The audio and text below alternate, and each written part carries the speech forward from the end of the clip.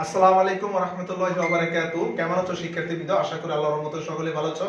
আজ BBA third এর একটি সাবজেক্ট হচ্ছে ম্যানেজমেন্ট অ্যাকাউন্টিং। আজকে ম্যানেজমেন্ট অ্যাকাউন্ট একটা ম্যাথ টপিক আমি তোমাদের দেখাবো। চলো শিক্ষার্থীদের কথা না বলে আমরা অঙ্কের মধ্যে চলে যাই। তো শিক্ষার্থীবৃন্দ এখানে উদ্দীপক হচ্ছে ব্রেক ইভেন পয়েন্ট 1, 2 নম্বর হচ্ছে ভেরিয়েবল কস্ট। মানে দুইটা অঙ্ক তোমাদের কত বলছে, এক নম্বর হচ্ছে ব্রেক ইভেন পয়েন্ট, দুই নম্বর হচ্ছে ভেরিয়েবল কস্ট।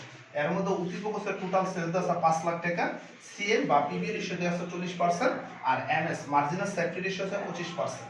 তো অর্থাৎ এই যে উদ্দীপক আর নিচের অন্তর্গত হয়েছে। তো শিক্ষার্থীবৃন্দ, তো প্রথমত 1 নম্বরটা চলে আসো। আমার প্রথম বলা হচ্ছে ব্রেক ইভেন পয়েন্ট, আমরা সংক্ষেপে বিইপি আমরা সংক্ষেপে লিখতে পারি ব্রেক ইভেন পয়েন্টের সঙ্গে বিইপি। তো বিইপি সূত্র হচ্ছে শিক্ষার্থীবৃন্দ sales sales into BEP. BEP ratio আর এটিআইও বিইপি রেশিও। তো সেলসের টাকা আছে কত শিক্ষার্থীবৃন্দ? 5 লাখ টাকা ইনটু বিইপি রেশিও। তো বিইপি রেশিও কত আছে আমরা একটু দেখি। বিইপি রেশিও আমাদের ফলটা নাই দেখে আমরা একটু এখান থেকে একটু ভাগ করে নেব। তো শিক্ষার্থীবৃন্দ খেয়াল করো, বিইপি বিইপি রেশিও আর এটিআইও। তো বিইপি রেশিও বার করার সূত্র হইতেছে 100%, যেহেতু আমি 25% আছে, 100 থেকে 25% বাদ দিলে সমান চলে আসে কি 75%।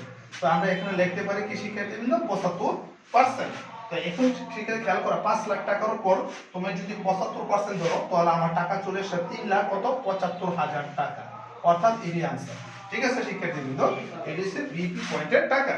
তো 2 নম্বরটা হচ্ছে কি শিক্ষার্থীবৃন্দ এখানে খেয়াল করে দেখো, ভেরিয়েবল কস্ট আমরা সংক্ষেপে লিখে বিসি। বিসি মানে ভেরিয়েবল কস্ট। তো ভেরিয়েবল কস্টের সূত্র হচ্ছে সমান সমান সেলস ইনটু বিসি রেশিও আর এটিআইও। বিসি রেশিও, ঠিক আছে, ভেরিয়েবল কস্ট রেশিও। তো শিক্ষার্থীবৃন্দ একটু খেয়াল করে দেখো সেলস আছে কত, আমরা এখানে একটু লক্ষ্য রাখি। সেলস আছে আমরা জানি উদ্দীপকে বলা আছে কত 5 লাখ টাকা, আমরা 5 লাখ টাকা তুললাম।